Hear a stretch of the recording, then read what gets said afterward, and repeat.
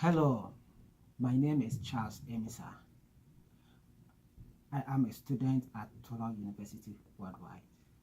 I'm here for us to discuss so far what we have learned, that is the student learning objective. So far we have able to cover an important 4 topics. Some of these are the component of effective communication, public speaking in a variety of settings, verbal communication and non-verbal communication. Then lastly, which is technology in communication. Let me also begin with the effective communication. For you to be able to communicate, to have a very good effective communication, one has to know the age and intellectual ability of the people. For example, if you are talking to a high school graduate, you need to bring your standard of English to where they can understand. And if you are talking to paid graduates, people who are attending university, or even doctors or people with intellectual ability high, you also have to know how to also talk with them.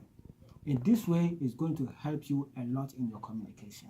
Secondly, we also need to understand that public speaking is a skills work, a skill which deals with how the speaker is able to speak to the audience. Under the variety of settings, we need to discuss so many things, like the environment, the venue where the speaker will be speaking to the audience. For example, if the venue is like a hotel or a room, we need to consider the lighting. We need to consider also the room temperature. The room temperature need not to be too cold, else people cannot participate. And the room temperature also need not to be too high, else it will also affect the same condition of the audience. And the lighting also need to be okay with the presentation.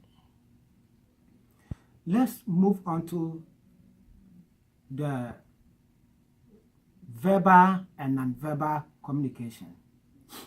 As we all know, with the verbal communication, the speaker needs to speak clearly. You need not to rush in anything. You have to be of yourself. That's the only way you are able to show confidence in your speaking. Then the non-verbal communication, as a speaker, not everything you declare by words that your people can understand. Sometimes the body language means a lot and people understand it. When someone is speaking to you and he nods his head, that means the person is paying attention very well. In the same way, when somebody comes and sits in the class and all of a sudden he just gets closer or far off, he gets far off, it means the person doesn't want you to be close to her or him. That means it's not everything that you can use your mouth to say.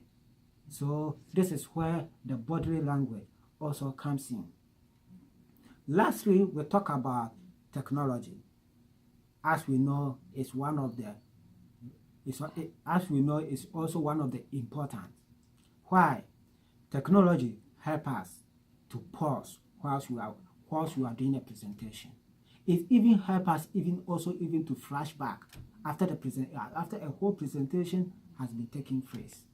So you see, we have learned a lot, and I believe this course in communication is going to affect us in our future and make us a prominent people in our society.